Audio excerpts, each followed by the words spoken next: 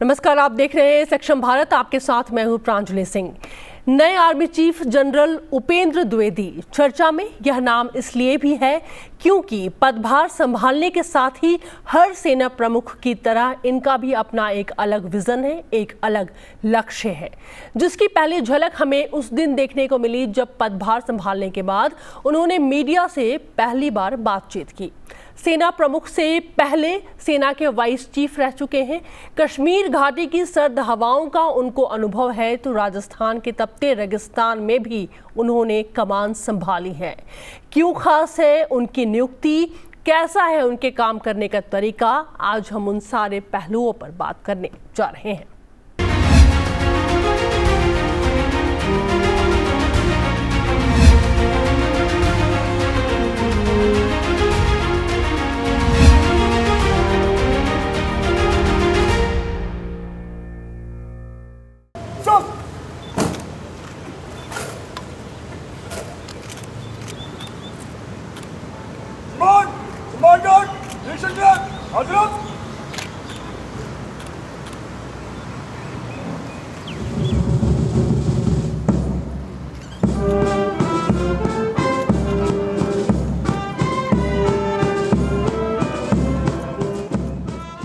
सेना के 30वें प्रमुख के तौर पर जनरल उपेंद्र द्विवेदी ने भारतीय सेना की कमान संभाली। 30 जून को उन्होंने अपना पदभार ग्रहण किया। इंडियन आर्मी के नए चीफ जनरल उपेंद्र द्विवेदी मूल रूप से मध्य प्रदेश रीवा के रहने वाले हैं। उनके पिता माइनिंग अफसर रहे और 3 भाइयों में जनरल द्विवेदी सबसे छोटे हैं। जनरल द्विवेदी को चीन और पाकिस्तान से सटी सीमाओं पर काम करने का व्यापक अनुभव है। आतंकवाद के खिलाफ लड़ने का अनुभव हो या उत्तरी पूर्वी राज्यों में उग्रवाद से निपटने वाले ऑपरेशन हो, हर गेम का उन्हें खिलाड़ी माना जाता है। वह उप सेना प्रमुख के रूप में भी काम कर चुके हैं। नए आर्मी चीफ सेना के आधुनिकीकरण प्रक्रिया में भी शामिल रह चुके हैं।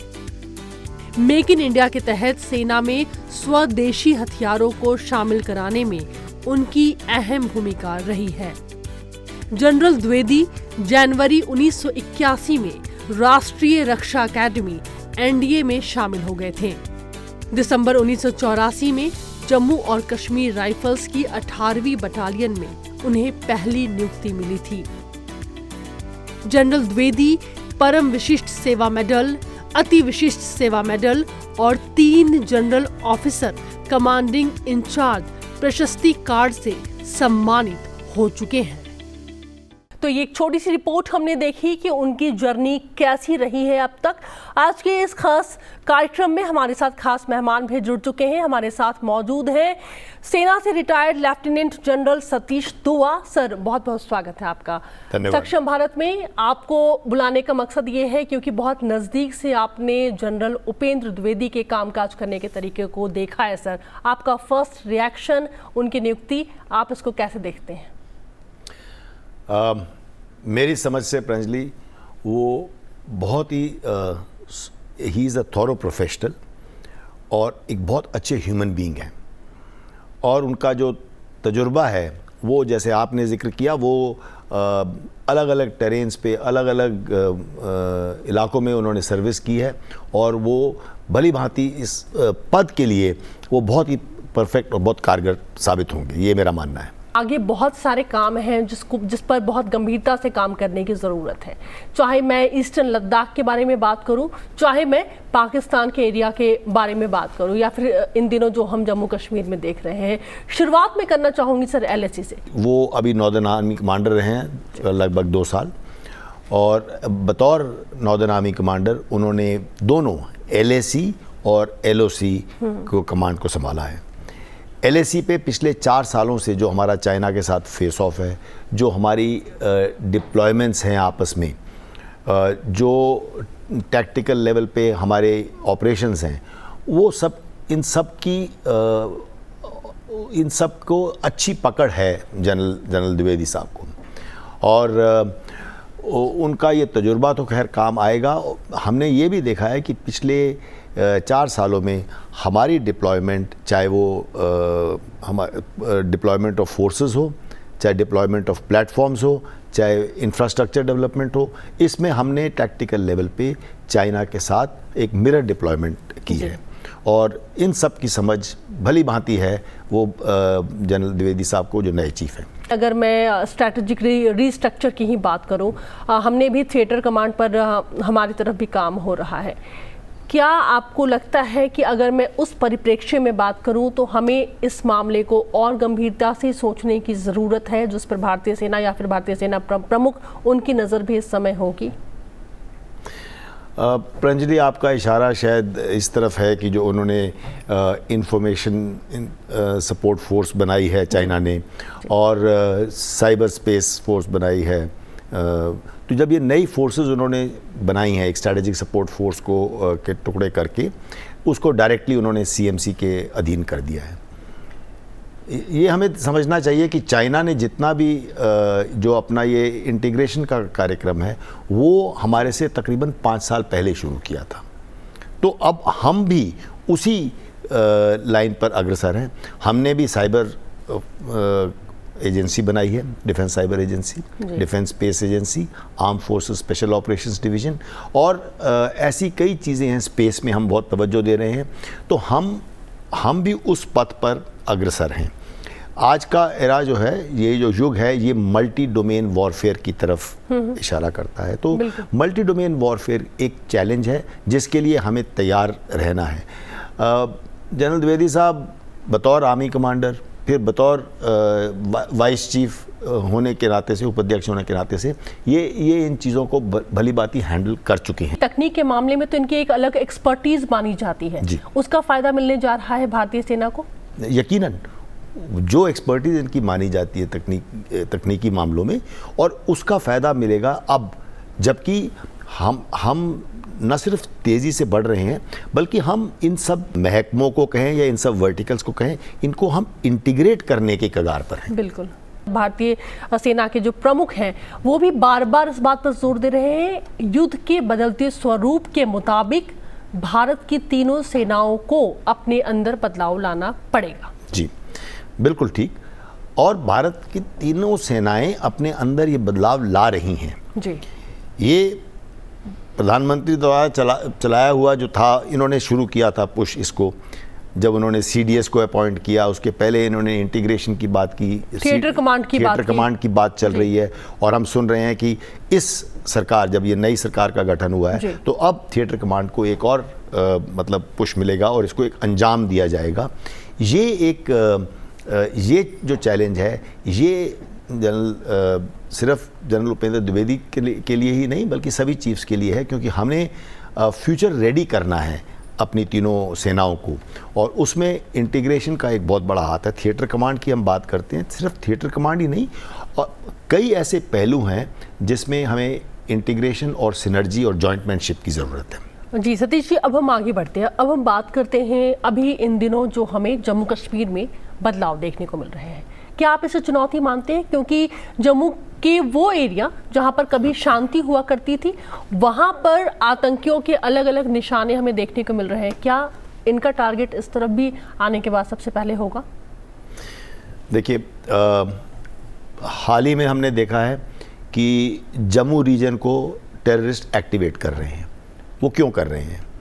वो इसलिए कि कश्मीर में पिछले 4-5 सालों से, जब से आर्टिकल 370 को एब्रोगेट किया गया है, हमने देखा है कि एडमिनिस्ट्रेटिवली कई डेवलपमेंट्स हुई हैं, कई बदलाव लाए गए हैं, कई इम्प्रूवमेंट्स हुई हैं, जिसमें कि अगर आप देखें कि अभी कोई वायलेंस नहीं होती सड़कों पे, अभी कोई स्टोन पेल्टिंग नहीं होती है, स्कूल चलते हैं, मार्केट बंद नहीं होती, टूरिस्ट आते हैं, डेवलपमेंट हो रही है, इन्वेस्टमेंट आ रही है, बहुत सारे कॉलेजेस और यूनिवर्सिटीज़ खुल गई हैं जिससे यूथ को फ़ायदा होता है, मॉल्स खुल रहे हैं, सिनेमा हॉल्स खुल गए हैं, तो ये नॉर्मल जी, तो ये नॉर्मल सी, और कितनी रोड्स, ब्रिजेस, टनल्स, ये इंफ्रास्ट्रक्चर डेवलपमेंट हुई है।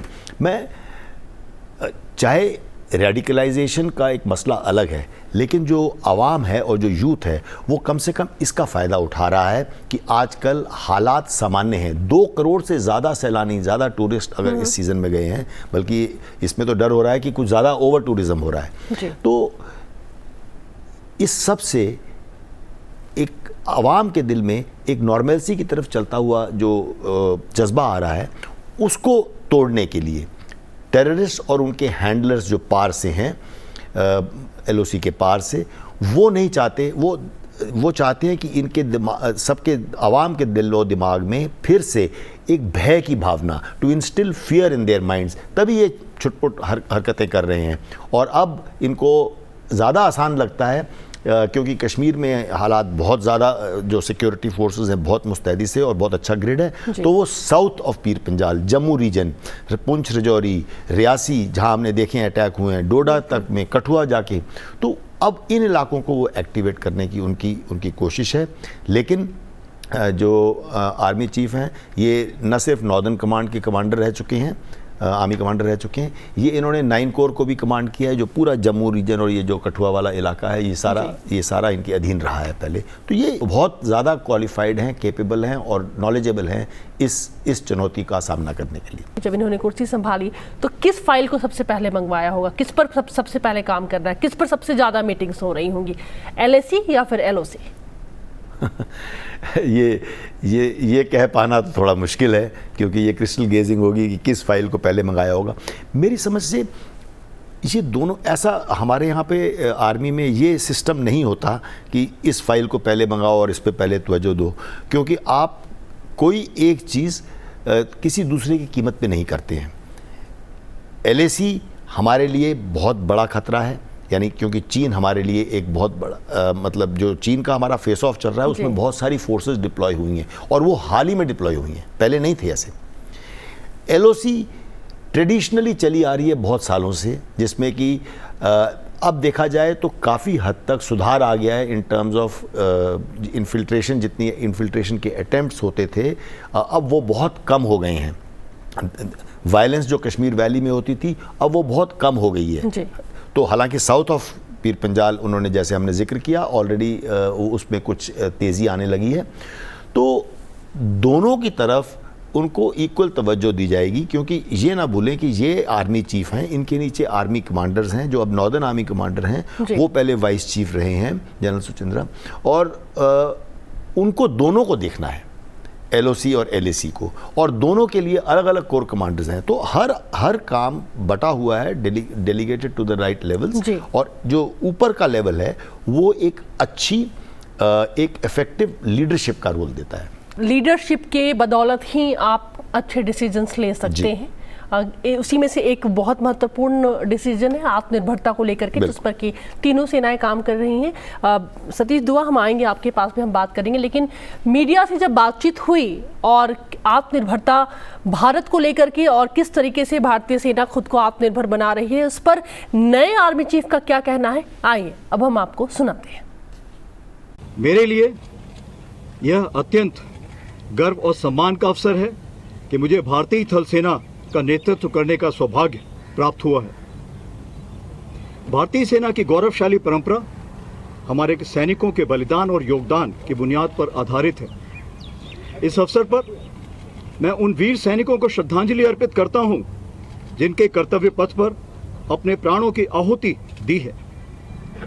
आज वैश्विक समीकरण बदल रहे हैं, वर्तमान दौर की लड़ाइयां नया रूप ले रही हैं, और हमें न केवल इस दिशा में अग्रसर रहने की जरूरत है, बल्कि सैनिकों के अत्याधुनिक हथियारों और टेक्नोलॉजी से लैस कर युद्ध पद्धति और रणनीतियों को बेहतर करने की भी आवश्यकता है। आज भारतीय थल सेना आधुनिकीकरण के पथ पर अग्रसर है। इस दिशा में आत्मनिर्भरता को पूर्णतः हासिल करने के लिए भारत सेना हमेशा तैयार है। इसके लिए इंडिजिनस इनिशिएटिव्स को प्रोत्साहित करेगी और ज़्यादा से ज़्यादा स्वदेशी वॉर सिस्टम्स और इक्विपमेंट को शामिल करेगी।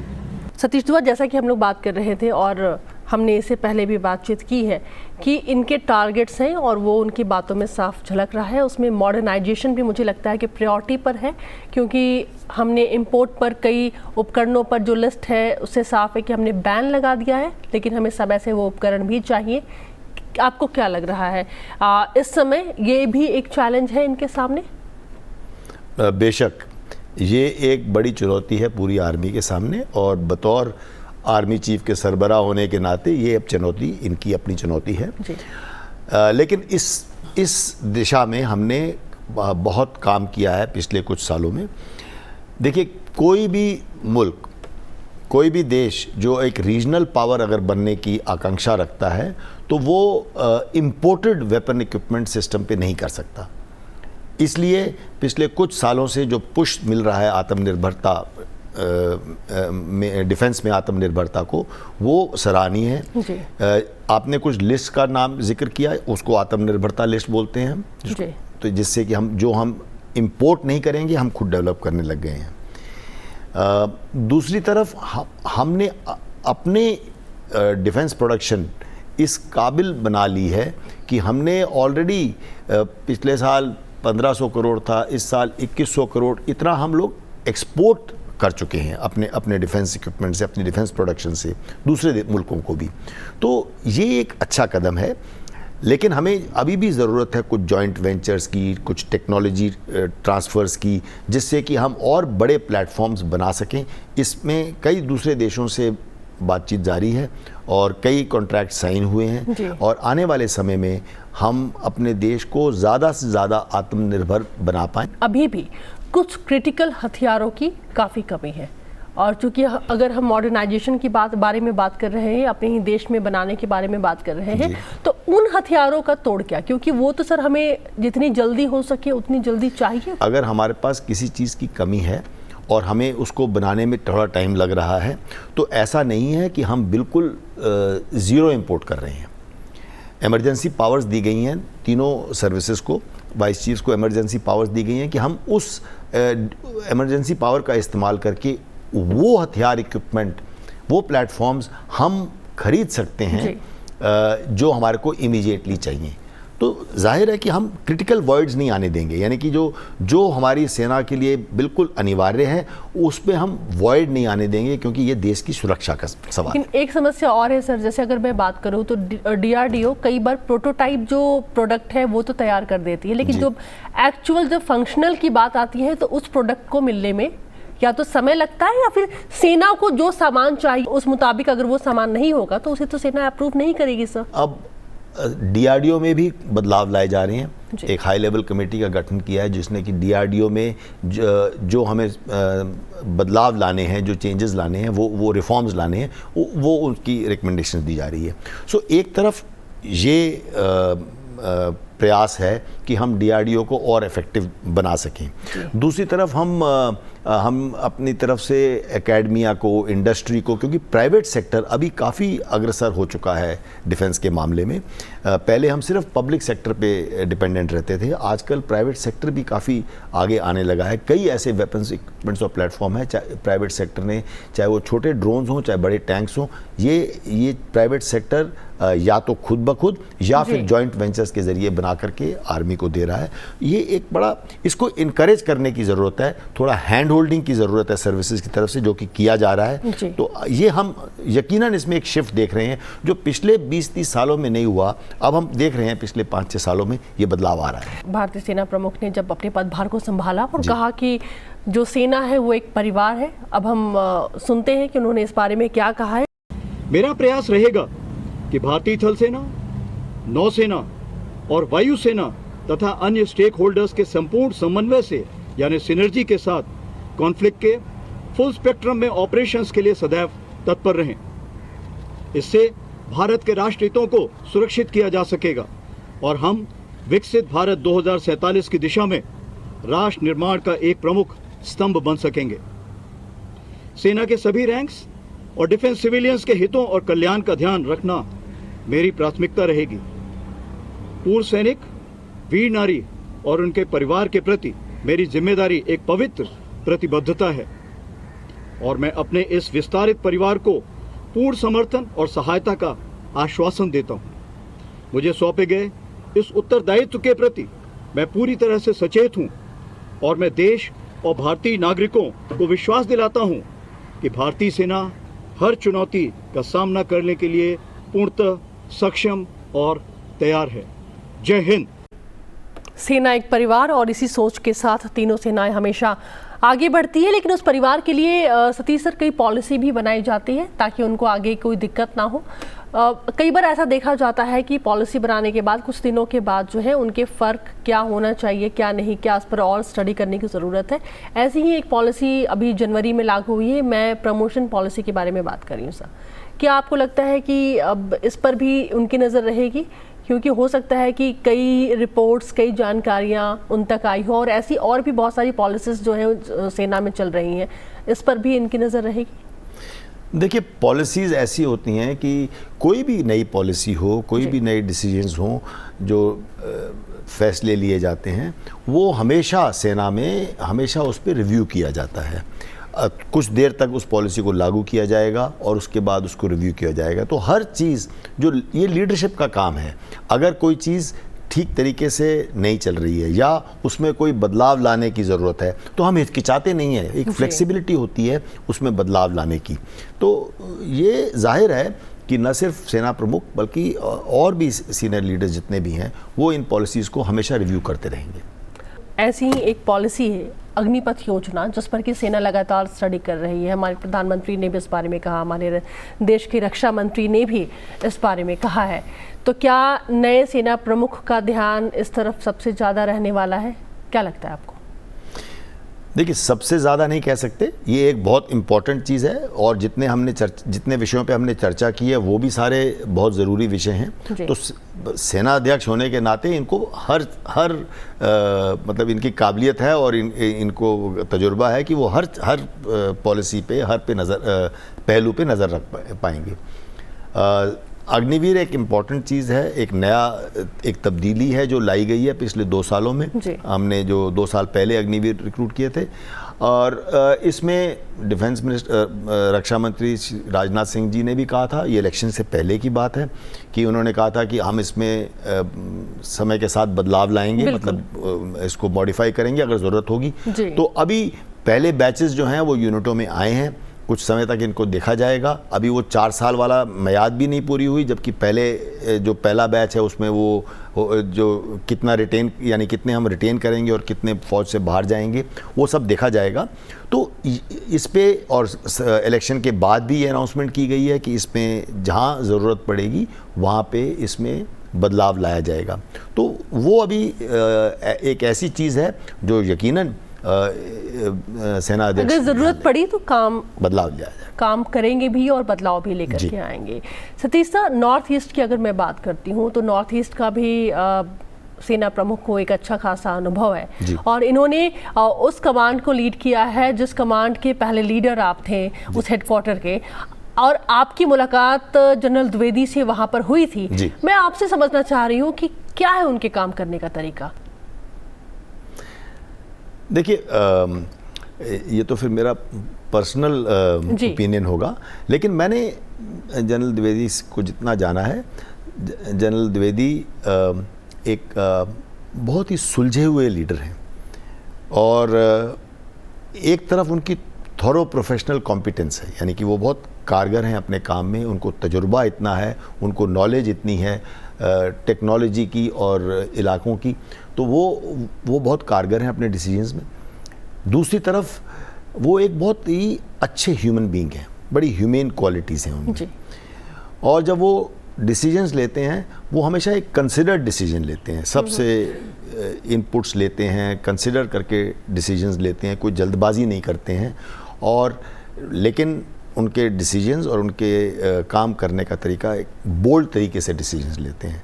तो मेरी समझ से ये सारी क्वालिटीज़ का समन्वय एक इंसान में होना एक बहुत अच्छी बात है इंडियन आर्मी की। एक और ख़ास बात, जब वो सेना प्रमुख बने तो चर्चा में आई कि पहली बार ऐसा हिस्ट्री में हो रहा है कि 2 क्लासमेट्स जो हैं वो अलग अलग सेनाओं के प्रमुख हैं। मैं बात कर रही हूँ नौसेना प्रमुख और थल सेना प्रमुख, दोनों क्लासमेट्स रह चुके हैं, एक साथ दोनों ने पढ़ाई की है। इसको कैसे देखते हैं सर आप? जाहिर है कि ये स्कूल से अगर इकट्ठे रहे हैं और एनडीए में भी ट्रेनिंग इन्होंने इकट्ठे की थी, तो उससे इनका आपस का तालमेल ज़्यादा आसान होगा, क्योंकि ये दोनों दोस्त रहे हैं बचपन से। पिछले सेना अध्यक्ष थे हमारे जनरल नरावने और जनरल आर के एस भदौरिया साहब, एयर चीफ मार्शल आर के एस भदौरिया, एयर चीफ और आर्मी चीफ, वो दोनों एक ही स्क्वाड्रन में थे, एनडीए में एक ही स्क्वाड्रन में उन्होंने ट्रेनिंग पाई थी। लेकिन तो वो भी एक बड़ा अच्छा तालमेल है जी। लेकिन ये उससे भी पीछे जाते हैं क्योंकि ये स्कूल में इकट्ठे रहे हैं। तो ऐसी चीज़ें संस्था के लिए बहुत अच्छी होती हैं, हमारे ऑर्गेनाइजेशन के लिए बहुत अच्छी होती हैं, ख़ास तौर पे हम जब ऐसे टाइम पे देखते हैं जबकि हम उस कगार पे हैं कि हमने तीनों सेनाओं का एकीकरण करना है या समन्वय करना है और इंटीग्रेशन करके, एकीकरण करके हम थिएटर कमांड की तरफ अग्रसर हो रहे हैं। तो ऐसे समय में ये तालमेल, ये जो पुराने रिश्ते हैं, ये बहुत अच्छे काम आएंगे। आज हमने सर इनकी चुनौतियों पर इसलिए बात की है क्योंकि उन चुनौतियों के मद्देनज़र ही भारतीय सेना जो है आगे अपनी रणनीतियों को तय करने वाली है। और फिलहाल वर्तमान में जो बातें आज हमने इस कार्यक्रम में किया है उस पर नए सेना प्रमुख की भी नज़र रहेगी, ये हमें इस बात का पूरा भरोसा है, विश्वास है। सतीश सर, बहुत बहुत शुक्रिया हमारे इस कार्यक्रम में आने के लिए, और आपके माध्यम से हमारे दर्शकों तक कई अहम जानकारियाँ जो है वो पहुँची है। आज के लिए सक्षम भारत में इतना ही। आगे भी आप सब देखते रहे संसद टीवी। नमस्कार।